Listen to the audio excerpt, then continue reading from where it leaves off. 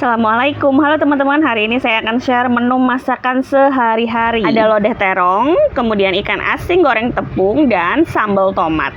Bisa di-save dulu untuk menu buka puasa atau menu sahur, mengingat sebentar lagi bulan Ramadan ya. Jadi teman-teman gak usah bingung menentukan menu sahur selama sebulan. Di channel ini semuanya ada. Begitupun untuk menu buka puasanya ya. Dan untuk minuman segarnya saya bikin es jelibo. Langsung yuk ke lodeh terong. Pertama-tama kita siapkan 3 terong ungu. Saya akan potong menjadi 12 bagian. Dan ini terongnya hanya saya cuci ya, nggak saya kupas. Kalau mau dikupas monggo, tapi saya tetap dengan kulitnya.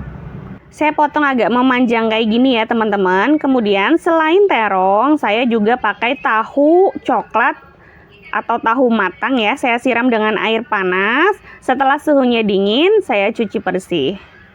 Tahu coklatnya saya akan potong menjadi 2 kayak gini, jadi ngikutin terongnya.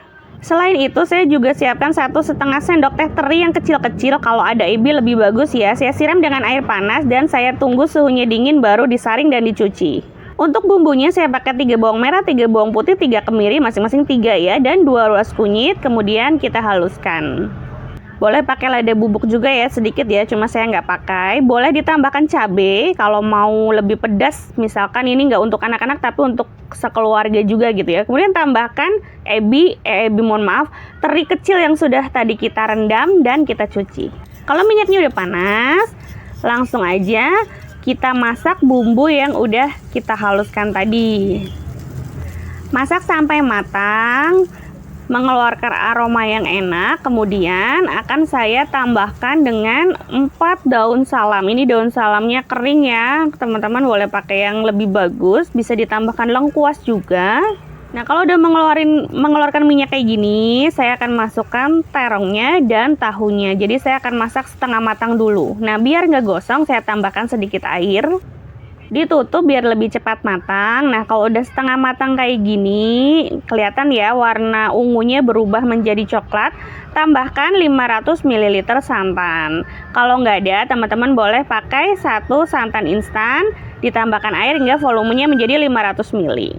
Tambahkan 1 sendok makan garam, 3/4 sendok makan penyedap, dan 1 sendok makan gula pasir. Nah kalau santannya udah masuk kayak gini, harus diaduk terus ya biar nggak pecah santan. Aduk hingga bumbunya tercampur rata dan koreksi rasanya. Kalau rasanya udah sesuai, kita tunggu sampai matang ya. Untuk salamnya dibuang aja biar nggak ganggu nanti pas makan. Kita tes tusuk ya apakah terongnya sudah matang. Kalau sudah matang, diangkat dan siap disajikan. Ini tuh enak banget, cocok dimakan sama sambal. Yuk kita sekarang bikin sambal tomatnya. Semuanya sudah saya tulis, teman-teman tinggal ikutin aja.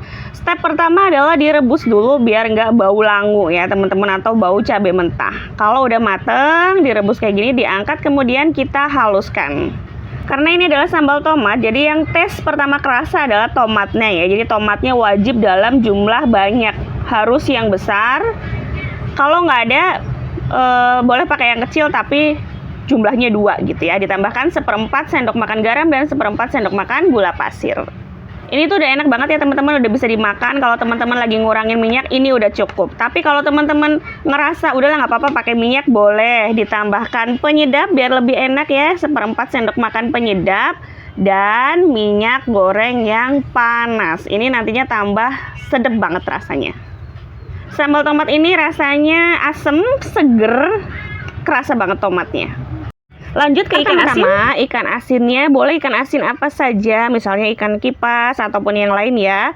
Direndam dulu dengan air panas sampai suhunya turun menjadi air dingin, karena kita tidak pernah tahu ya ketika dia di pasar ini mungkin banyak lalat yang nempel ataupun kotoran yang nempel. Setelah suhunya dingin, boleh dicuci dan dipotong sesuai kebutuhan. Saya potong jadi 4 kayak gini, kemudian tambahkan 2 sendok makan tepung beras dan 1/4 sendok makan penyedap. Kemudian dibalurkan hingga merata ke seluruh permukaan ikan asinnya. Jadi jelas ya, cukup memakai tepung beras aja, nggak usah pakai tepung terigu ataupun tepung tapioka atau tepung ketan, itu nggak perlu ya. Biar lebih mudah saya pakai tangan aja, tangan saya sudah dicuci bersih.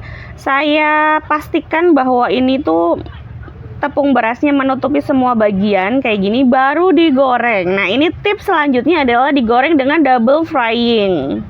Teknik double frying itu membuat tekstur makanan lebih renyah, matangnya lebih merata, dan tidak terlalu banyak menyerap minyak. Kalau digoreng sampai 2 kali, itu makanannya kerasanya lebih ringan gitu loh.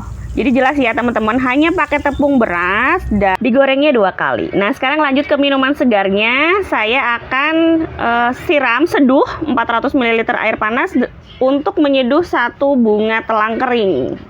Diseduh wajib dengan air panas ya, tujuannya agar warna biru dari si bunga telang ini semakin keluar.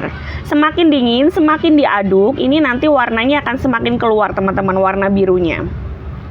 Kalau udah dingin, jangan lupa disaring. Dan sekarang kita bikin adonan untuk jelly ballnya ya. Nutrijel 10 gram yang tanpa rasa. Kemudian tambahkan gula pasir setengah gelas belimbing. Kemudian sebelum dimasak, diaduk dulu sebentar, tujuannya agar tidak menggumpal ya si nutrijelnya. Kemudian kita saring larutan bunga telangnya. Pastikan ini udah dingin ya teman-teman. Kalau udah disaring, diaduk sebentar. Kemudian nanti kita masak di atas kompor dengan api yang sedang aja ya, diaduk-aduk sampai mendidih. Ini tuh lagi viral banget ya es jelly ball kayak gini. Jadi kita bikin es jelly ball yang selain viral juga bermanfaat ya. Bunga telang itu kan kayak manfaat. Kalau udah mendidih gitu ya, diaduk-aduk agar uapnya hilang dan kita cetak di cetakan untuk jelly ballnya. 1 cetakan ini itu membutuhkan 1 adonan. Jadi kalau teman-teman bikin 3 warna atau 4 warna, teman-teman menggunakan 3 adonan begitu ya teman-teman ya. Ditekan sampai benar-benar keluar cairannya kayak gini ya teman-teman. Ini nanti tujuannya biar jelly ballnya itu nggak setengah tapi benar-benar bulatan utuh. Jadi nggak setengah-setengah. Siapkan 3 sachet luwak white coffee, disiram dengan air panas ya teman-teman, dan tambahkan juga 1 sachet susu kental manis yang rasa coklat. Tambahkan 400 ml air, ini disamakan dengan yang tadi kita bikin jelly ballnya. Jadi perbandingannya 1:1 ya, 400 untuk bikin jelly ball dan 400 untuk bikin adonan kopinya. Kalau ada larutan kopi yang nggak larut kayak gini ya, bubuk kayak gini nggak apa-apa. Nanti ketika direbus dengan uap kompor panas, nanti dia akan menghilang. Diaduk-aduk sampai larut ya teman-teman. Nah, ini sudah dingin, sudah bisa diambil. Ini bagian luar yang tadi meluber, kita sisihkan dulu dan teman-teman bisa lihat ya. Ini tuh bener-bener bulatannya sempurna. Nah, daripada dibuang, ini akan saya ambil aja, saya gunting-gunting kayak gini ya teman-teman, karena sayang adonannya. Kalau teman-teman bikin dalam jumlah banyak, kayak gininya banyak, sisa adonan melubernya sebenarnya bisa dikukus lagi ya teman-teman. Nah, teman-teman lihat sendiri kan, ini bener-bener bulatannya tuh penuh, bulat, nggak setengah bulatan. Kita ambil, bisa menggunakan garpu kayak saya kayak gini. Dan kita masukkan larutan kopinya. Pastikan larutan kopinya udah dingin ya teman-teman, karena nanti kan dicampur dengan es batu. Kalau masih panas agak kurang enak.